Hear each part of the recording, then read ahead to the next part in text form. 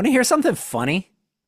Like haha funny or ironic Well, funny? ironic funny, I guess. You know all of these with Trump, all the there's Canadian tariffs, there's Mexico tariffs, there's China tariffs, there's all this stuff. Hmm. Segue to, you know how we've got items on the whatcar.com/store that you can Hmm. order? And you know how one of them is Make EVs Great Again hat? Hmm. I came to discover somebody placed an order. We do a lot of it's print on demand stuff or Uh-huh. embroider on demand in that case. And there's the address was 1600 No, Pennsylvania. no, wouldn't that be awesome? No, this hat I guess was going to be produced in Mexico. A lot of this stuff is Uh-huh. produced by Sure. U.S. manufacturers. It's the way print on demand work. It kind of goes to whoever's available, whatever. And I guess this Hmm. one was going to come from Mexico. Hmm. And it's being delayed because of the tariff structuring, and nobody knows what's going on. So they don't know what the tariff cost would be on the hat ordered that went to the Mexico vendor. Interesting. Isn't that weird? And it's a Make EVs Great Again hat, which you could get thewhatcar.com/store. I'm Phil Royle. I'm in a rush today, so I'm going to be speaking super duper fast. I've been doing automotive content creation for 20 something years, and for the last week, I have been completely out of town and out of touch of everything that's going on. So Ed is here to Save the fill day. in, to actually talk content, and I'm just color commentary, I guess. Ed Sanchez, likewise 20 plus years in automotive content creation and moderation. Current day job, automotive electronics industry analyst, and the Watt Car co-founder and contributor. So you can say we have been personally affected by the tariffs. Yeah, which I didn't like. I don't know even where they stand because I'm so out of it. I've been so Yeah. busy that I'm running around, and the next thing I know, I get this notification that's like there was a name for it. They didn't say the tariffs, but the name Hmm. where Trump went and withdrew not NAFTA, but it was the thing he renamed. USMCA, yeah. Yeah, that he created back in 2016 that he's now Hmm. saying was the worst deal ever. And is restructuring the thing, even though he's the one who signed it. Hmm. That is now affecting our hat orders. Okay. So I Well, don't know if I can. I'm hoping whoever orders against it eventually, but Yeah, they just said and a if one you're or 2 day listening, result or our, delay. our I don't know. our sympathies are with you. This is an unforeseen event, so This is real world effects, yes. I guess. And another real world effect that I have come back to is to discover the Honda-Nissan thing, which I thought the Honda-Nissan promise to talk thing that we talked about a little Hmm. while ago. I thought that would. I didn't think that Honda would end up buying Nissan. Hmm. I thought though that there would be some kind of huge partnership that came from it, and that the Honda Sony deal would evaporate, whoop, into the air Hmm. because of that. Because Honda's looking for a partner. Hmm. That's Hmm. how I interpret it. I don't know that for sure. Well, I guess Honda and Sony are on, if my theory is correct, because the Honda Nissan deal is Off. off. Yeah. Yeah. Long story short, so supposedly the sticking point, and this was actually even alluded to in the official releases from both companies that were the same, um, is a disagreement in the nature of the partnership. Um, I guess Nissan, despite their significantly weaker financial and market position, expected to be effectively like 50-50 partners. And Honda proposed that they become a subsidiary, just like, Infinity or you know, Yikes. or Datsun or anyone else. And Honda Nissan's was like, like, nobody likes Infinity, and we own Infinity. yeah, yeah. We So don't want to be our own Infinity. so Nissan pretty much told Honda to pound sand, and I think they both kind of realized, yeah, this probably isn't going to work. So, I think it somewhat probably stems back to what we were saying before, you or me, I don't remember, that mhm, Honda is the big gorilla. mhm, Nissan is the scrappy little company that has really bad products. mhm, But Nissan has a more developed EV future, publicly facing, at least right now, somewhat, than yeah. Honda does. And Mhm, so you've got the little company that is potentially more of the future mhm, if they combined. So Honda's like, well, mhm, we're the big cheese here. And mhm, Nissan's like, yeah, but we're your future. If we mhm, combine, mhm, mhm. what do you bring, Honda, to the table, to the EV table? And Honda's like, we bring GM products to the table. Well, what's currently on the market? I mean, like I said, I think Honda has a lot of stuff in the pipeline that's very promising and could really be game changers in the EV market. If they produce that car that they've been The claiming Zero, to, yeah, the Zero, which has been on the books since the mhm. 1980s. Yeah, well, the Aventador or the Dustbuster or whatever you want to call it. Yeah. Um, I- so yeah, in terms of products actually on the market, but then again, I mean, not to kind of beat a dead horse about this, Nissan had a huge head start and kind of squandered it with the Leaf. They launched it, but they didn't really develop it. They didn't really significantly iterate it beyond like a styling refresh. But fundamentally, the architecture, the engineering didn't change a whole lot. They were a little Um, distracted trying yeah, to smuggle their CEO out in a musical instrument case. So forgive them. yeah. So, well, Thing that happened. Just FYI. anyway, Google it if you missed it. it seems to me that the negotiations, candidly, the negotiations broke down over egos. Basically, I don't know if you even remember this cartoon, and I saw it in syndication. I think it dates back to like the '60s, but like, Foghorn Leghorn, right? The big rooster, he talks Yeah. like this, and then there was this little chicken hawk, Yes. your character. He's like, I'm a chicken hawk, and I'm gonna get you. I kind of see Honda as like Foghorn Leghorn, and Nissan's like the chicken hawk. They just, I don't know. There's this pretty big disconnect in kind of their kind of self-awareness and kind of how they saw each other. And yeah, I think that's kind of where it fell apart. But and not probably not the greatest analogy, but I think it's what came to my wonderful. head. So anyway, who knows what the future is going to bring? Supposedly, before the Honda and Nissan MOU, supposedly Foxconn was interested. I think Foxconn's interested in Supposedly everything. they still are. They've got a big manufacturing plant, and I don't know how many people have signed up to be Yeah, manufactured in that Lordstown plant, but the former Lordstown plant. Yeah. they Yeah, need some friends there. yeah, and also, yeah. So that could still happen. I mean, I'm keeping an eye on it. Who knows where that's going to go?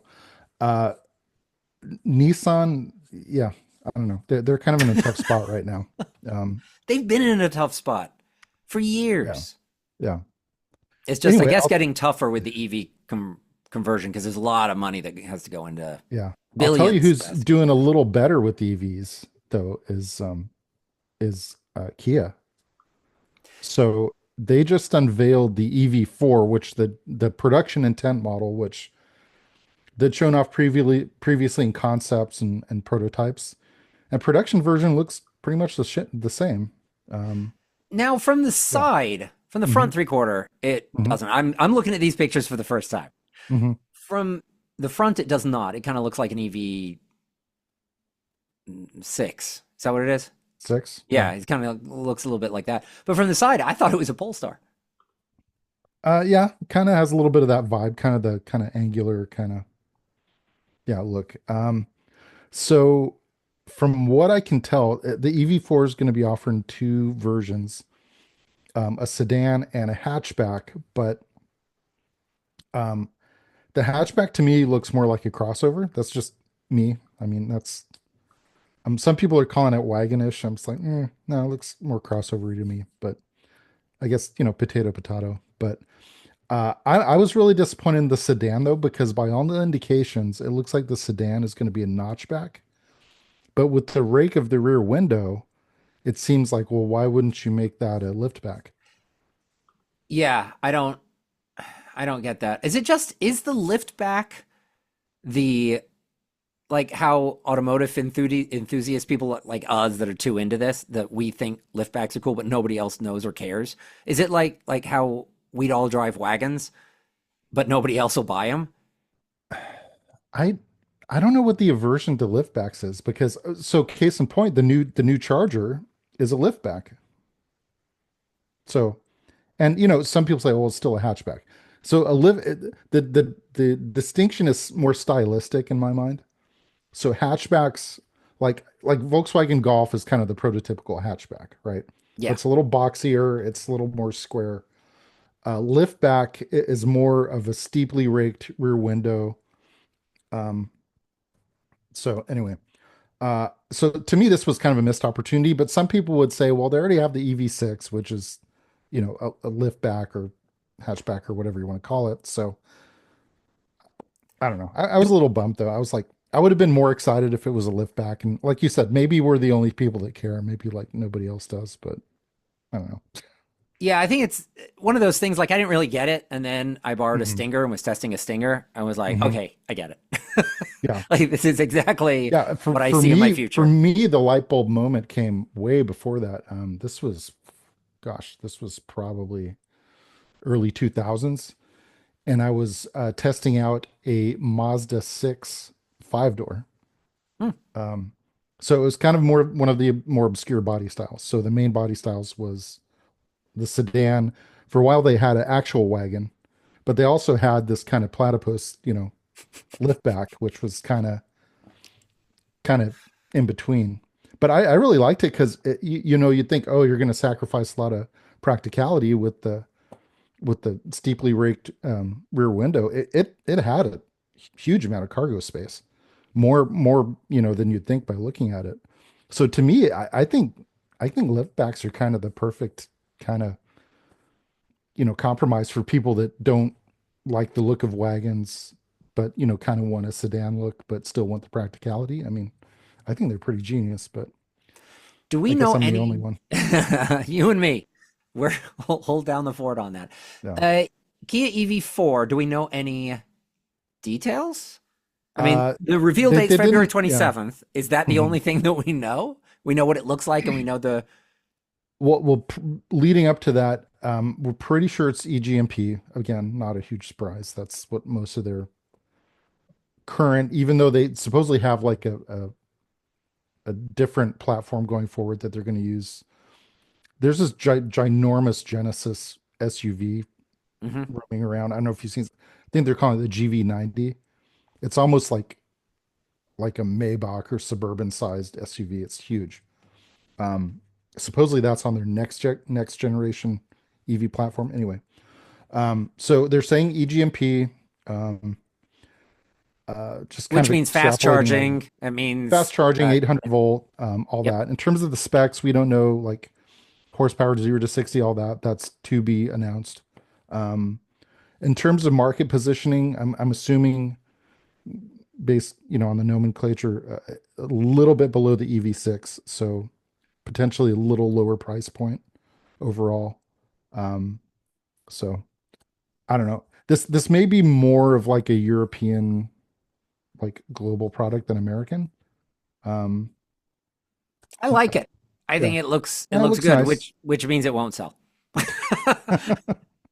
So yeah, I don't know. I'm just kind of curious how it's going to fit into their overall lineup and where they're going to put it. But anyway, Oh no, wait, this was Kia. Never mind. I was gonna say, didn't they come out with a thing a while back that said that their design ethos from going forward is that nothing will look the same? But that was Ionic. I think that was Ionic, where oh, everything Hyundai, yeah. will look slightly different.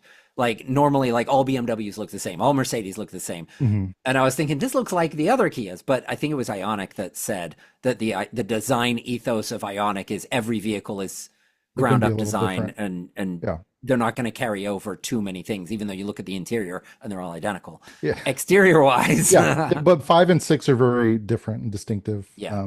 Even the 9, even though there is some family resemblance, it's clearly different. But yeah, so we'll see. Yeah, I guess we'll know more in a couple weeks. So, Tell me about Rivian's $6.6 billion Department of Energy loan that is no longer anymore. well, we don't know. Okay. You know This was what? a The best news. part is nobody actually knows about any of this because it's all happening too fast. As Yeah. we've covered in the past couple of weeks, we can say one thing, and by Hmm. the time we publish the podcast, it already It's is changed. incorrect. Yeah. So this is honestly, I'm not. I kind of saw this coming to a point, to an extent, with Trump going hard after all the Navy stuff and a lot of the stuff that was approved under Biden, just kind of taking a machete to that and just cutting back. Now, to be clear, this isn't like an unconditional handout; it's a loan. So I guess the expectation is it would be paid back. I think the normal term for these, is, I think around 10 years. I think, because a lot of these, so a lot of these were started actually under George W. Bush and actually were dispersed under Obama. Um, I'm trying to remember the acronym for that program, but You mean back in the day when the next president wouldn't cancel 100% of what the previous president did? yeah, exactly. So no, no, EV in advance, I don't know, the Some government acronym. some government acronym. Anyway, so Ford got a bunch of money, Nissan got a bunch of money, Tesla did too, but they paid it. Tesla's amount was actually pretty small. It was only, I think, like 450 or 500 million, which relative to what Ford and Nissan got was Why much would they smaller. even take that? Such a tiny amount. I don't know. Anyway, so to be determined. There's a link where I guess an Atlanta TV station interviewed the governor of Georgia and said, "Hey, what's happening with this?" He's like, basically, your guess is as good as mine. I have no idea. He was like, Um, "Have you been paying attention to the news? Why would I know?" so Rivian, I guess they released a statement saying we're still committed to Georgia, you know, as Yada far yada as yada. yada, kind of boilerplate. But I'm pretty sure that if this does get cut, you can postpone their Georgia investment by a few years. Anyway, Is so this who the thing knows that Rivian doesn't need right now? what having 6.6 billion. I feel like Rivian is right on the edge. Yeah, Like they could they're be kind of they're I feel they're incredibly kind of successful, where or they're they kind of could where be yeah. incredibly out of business. It's right there They're is where kind I of feel where they are. I feel, this is just kind of my gut hunch, but I feel they're kind of where Tesla was in 2018, Hmm. like the early days of the production ramp of the Model 3 and what they call production hell. I feel that's kind of Yep, where I think Rivian is right now. that And is exactly what it I could think. kind of go either way, honestly. And I'm yeah, like very much in that way. I am not saying Rivian can't be a giant company. I'm saying Hmm. they are trying. They're putting everything in. And Hmm. when you suddenly say, "Oh, that 6.6 billion that you were expecting, we don't," you ain't getting it. That Yeah. it's a blow that they were. I think they're stacking all the Jenga pieces, and you can't just Hmm. pull one out.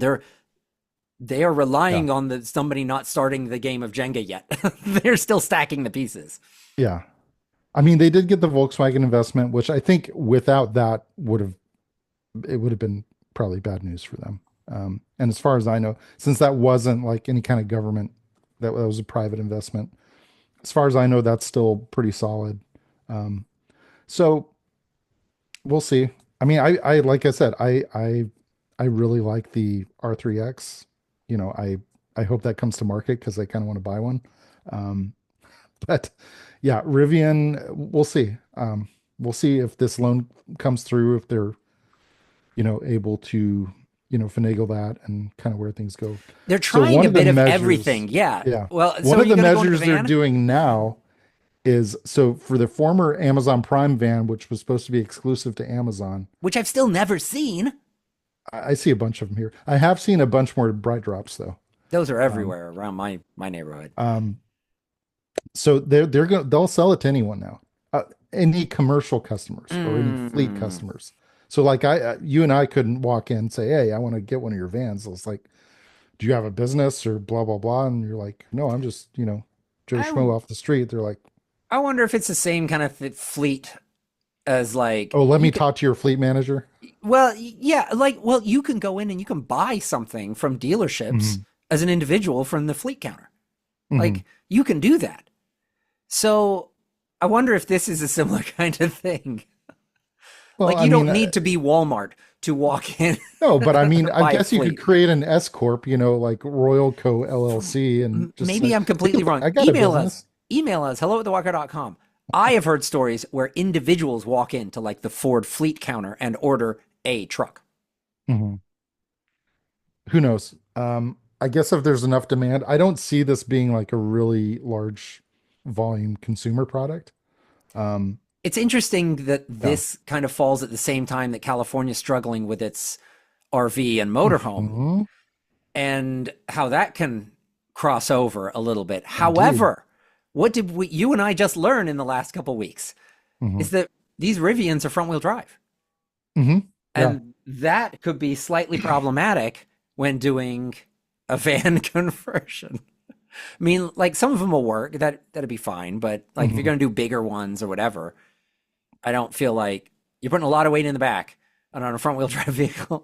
It doesn't lead Yeah. to Yeah, I don't know, but remember again, going in the Wayback Machine, back in the day, good.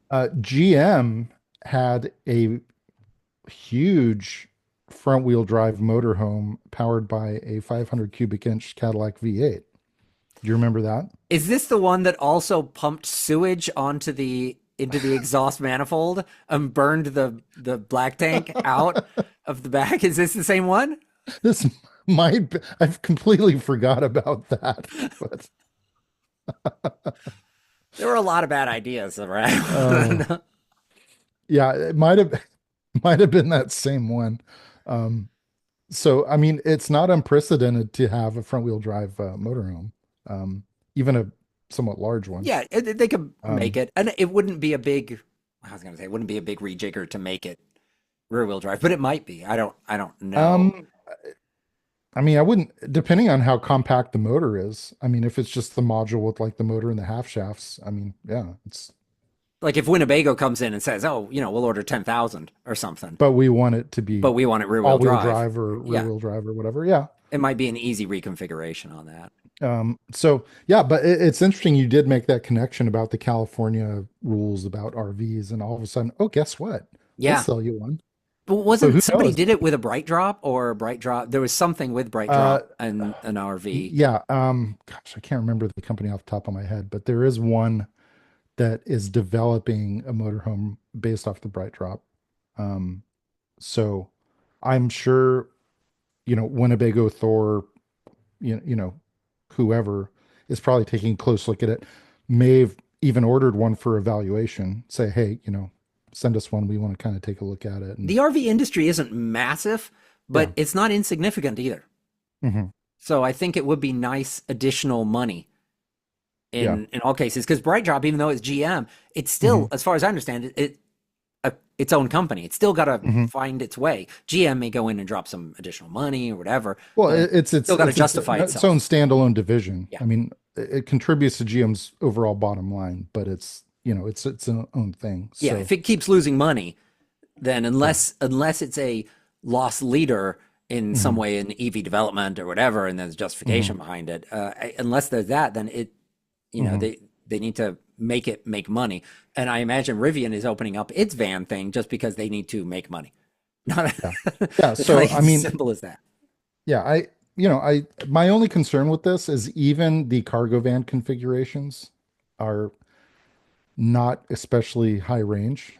I want to Mhm. say it's like 230 miles. Yeah, they So did yeah. what a lot of deliveries don't need to go very far. A lot of delivery Hmm. vans, Hmm. vehicles, companies, Just they kind don't of a need to go very local far. So route. Yeah. they designed it for that, Hmm. undoubtedly, on what the optimal range is, Hmm. plus some. Hmm.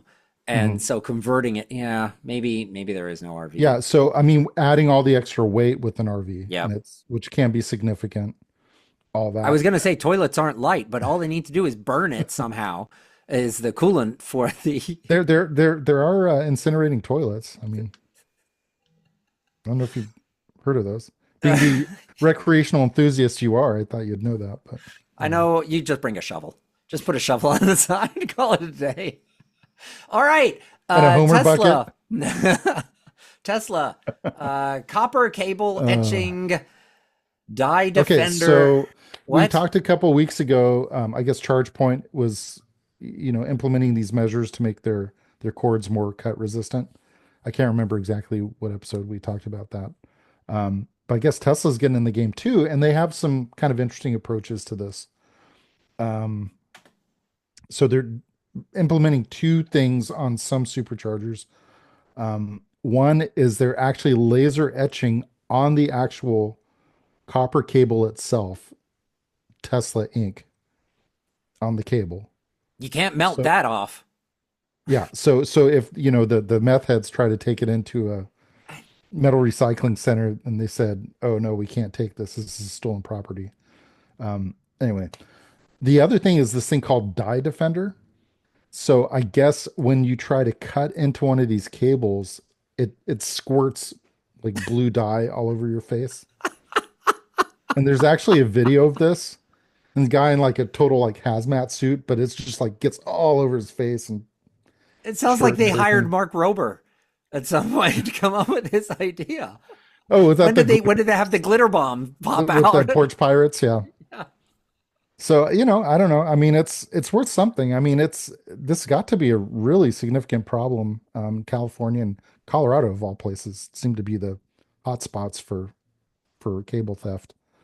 Um, I would say they'll solve it, and maybe they will. I don't know, but it may just be one of yeah. those things that eventually, that like with catalytic converters, there used to be, there still is in my area. There's huge catalytic converter Theft um, issue. theft Yeah. issue, and bizarrely with the exact truck that I own, so I'm kind of scared to drive it around and take it to A the little mall with it. paranoid. Yeah, but they did some things with where you would recycle the catalytic converters, where they would sell them, and Hmm.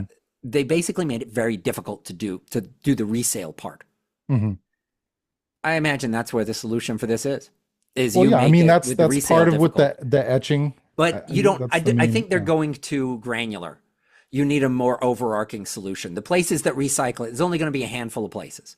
I don't know. Hmm. I mean, I'm talking beyond what I know, but it Hmm. seems like I can't just walk over to like the grocery store and drop off some copper cabling in a little machine and it pops out at 50 cents to me. It seems like you've got to take it to an actual like copper Metal cable recycler. Yeah. recycling place. And they just need to make it of, oh, are you licensed? Hmm. You know, do you have a license for bringing this in? Do you have a copper whatever? You come up with something, and then Hmm. it's an overarching thing instead of everybody having to come up with all these like cut resistant cables that EVgo or whoever it was doing. ChargePoint, I think it was, that was Hmm. doing it Hmm. that we talked about the other week. Then there's die defend. Now you're spewing stuff in people's faces. It seems like there's a better solution here that is more all encompassing of that recycling industry, not necessarily putting it into the individual cables. And then Yeah. people stop stealing the cables because it is too difficult to get the money To get money. Yeah. on the So other so end. like I think they're solving the problem from the wrong side. like a certified charge maintenance recycler, whatever, Hmm. and they say, "Do you have your certification card? Yes or Yeah. no?" And then If everything's you don't, it's tracked. like, sorry. Yeah, we're just not interested. They did it like CDs used to get stolen all the time back when Hmm. CDs existed, and then Hmm. they stopped taking those in to like pawn shops when they required that you also took the case back in with it. Hmm. So if you Hmm. just stole somebody's CDs from their little CD container in the car, I mean, I'm going Hmm. back 20 something years here, Yeah, but if you just where the sold jewel those, there was box? no Yeah. value with it. You had to get the jewel box to go back Hmm. into the pawn shop. Well, you don't keep the jewel box, nobody's going to do that. No, people Yeah. stop breaking into cars for things like this. You solve the problem on the other end. There. I'll tell you how old I am. Oh I my goodness. remember, How old are you? that's how old I am, where they sold CDs in like these double tall cardboard boxes because the stores hadn't converted from LPs yet. So this was like the best way to display the new CDs. So like literally half the container was just cardboard, I'm and glad I'm they not as had old the as you. CD in there. Oh, wait. Oh, wait. Okay. So, Tom Malogny, you Tom recognize the name. Malogny, State of Charge, Hmm. YouTube guy. He's all in on charging, very informative. He does a lot of If you want tests to and know interviews. if you want to know anything Charging, about yeah, EV chargers, he's he the is the guy. place to go. Yeah. So anyway, he had an interesting interview with this guy named Bill Faro, this chief technology officer of Perrin, which is an EV charging analytics company. I don't know. So again, this is getting really nerdy and granular, but I think it was probably about a 35 or 45-minute video. It was fairly long, but very detailed. But he went over a lot of data related to Nevi, and it was really interesting if you're into this. And if So, you're not into it, well, if you're not into just, it, just just skip it. ignore But this, I guess. um, do you care to guess what state we're talking about, like live, active Nevi funded chargers? Which state is the leader in those deployments? Wild guess. It'll be somewhere, probably some bizarro state in the Midwest somewhere. But Like Ohio, perhaps? sure, why not? Because You that's the seem to right be leading answer. me in that direction. So yeah, Ohio has the most like, I don't know, wires in the ground or like live NEVI funded chargers. I guess they kind of got in the early stages and kind of presumably kind of cut down some of the red tape and some of the usual delays. So they're by far the leader and deployed NEVI chargers.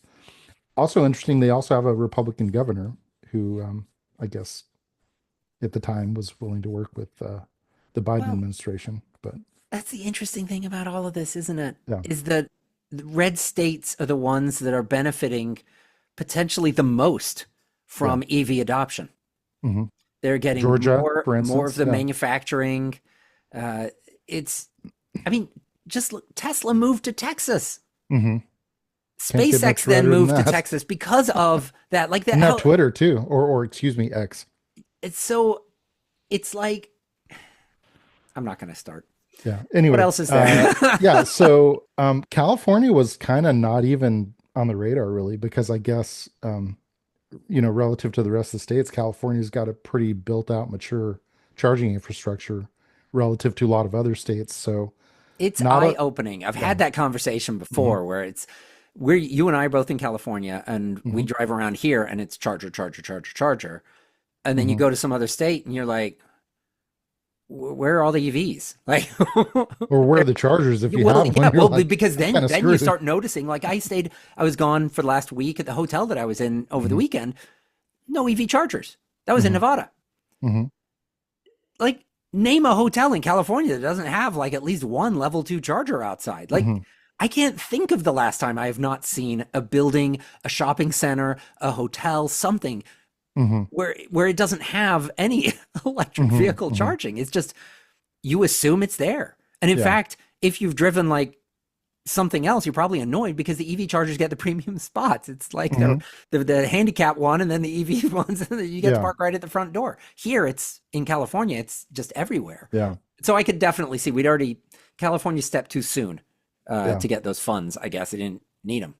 Yeah. I So guess it makes sense. and this one kind of was a little bit of a head scratcher for me, but it just I don't know why. I mean, so Ron DeSantis, governor of Florida, very pro-Trump, very conservative Republican.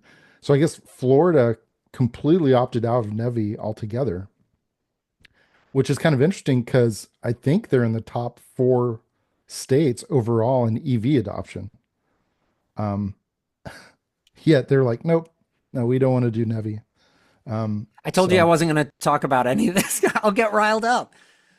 Long story short, it doesn't make sense. And it's political decisions that go against what the people want and what businesses want. yeah, And yeah, it's the government making a political decision that is anti-capitalist by people who are claiming to be capitalists. yeah. So anyway, but I guess they're getting some level of private investment in Florida because anyway, Which um, I guess you could flip that argument and say, well, that's capitalist and not I, the whatever. socialist government handing out this stuff. So I mean, I get it. It's just, Yeah, it's all the, like we just said, it's all the states that are saying, oh, well, we're anti all of this, but we're getting 300,000 jobs because of an EV manufacturing facility that's coming yeah, into our place. Like, yeah. It's I'm exhausted kind by of all of this. I'm it kind of makes absolutely you like exhausted. shake your head and like what's going on. Yeah. So you've heard of IONNA, the Hmm. charging consortium Yep. of all the, I think like 5 or 6 different OEMs that kind of Yep. join forces with this. So I guess NEVI funding was not really part of their business plan. And I don't know if they saw like the rise of Trump during his campaign and said, you know what, maybe we shouldn't count on, billions of dollars from the federal government I going think you forward. can't. And Yeah.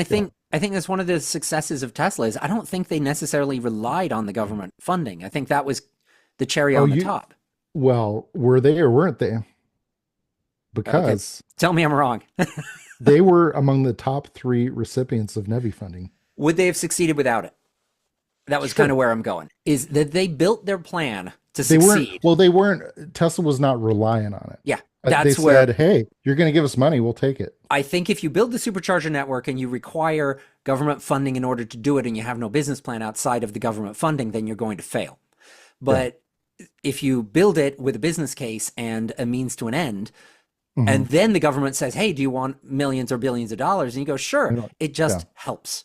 And so if they're doing Iona with zero reliance on government funding, that was probably a smart strategy. Then honestly, that is the smart way to go. And then if you can get some, then all of a sudden, great, it's wonderful. Yeah.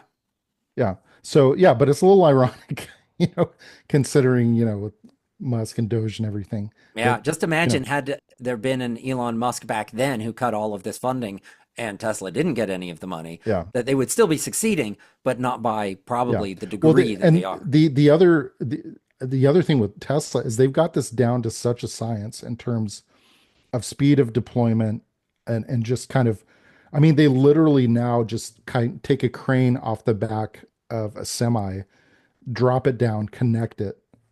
I mean, they got it down where, I mean, they can deploy these things like super fast. And I guess there's another chart in this video where it was like cost per charging station, and Tesla was like way below everyone else, just because they've got it so, fine-tuned, the process, the manufacturing. So anyway. Well, hopefully it stays that way, even though there's no supercharger team anymore. Yeah, we'll see. I mean, it still seems like they're still deploying new sites, and they're still pretty much at the top of the leaderboard in terms of reliability and uptime. So, it's got to stay. It's got to stay that way. Everybody's going to that system. If it doesn't stay that way, it's a house of cards built on that. Yeah, it could all come crumbling down if the supercharger system doesn't work. I mean, in the long run, then you've got EVgo and all these others that will be putting the J3400 in on theirs. But in the short run, if superchargers that work, if it starts crumbling because of Elon firing that entire supercharger team and not necessarily getting some of the government money that they were relying on or whatever, if it does crumble from that, it will be, in the short term, it could be catastrophic. In the long term, I don't think it matters, but we are always at this, like, it seems like EVs are always at this pivotal tipping point where it could go, like with Rivian, it could go either way at any given moment. And I think that's why the whole EV industry is at a constant. It's been that way in the last 5 years since like all the new EVs came in. It's just been this constant. Things could go horribly wrong at any moment. I need to call this a day. I need to stop it. I have child to pick up. And don't want child. Buy a hat before they're embargoed. Yes. Or I guess maybe they already are from. Or banned by somebody. I don't know. I don't want to get banned from the White House briefing room because I'm saying the wrong things, like our baby charge. Gulf of America.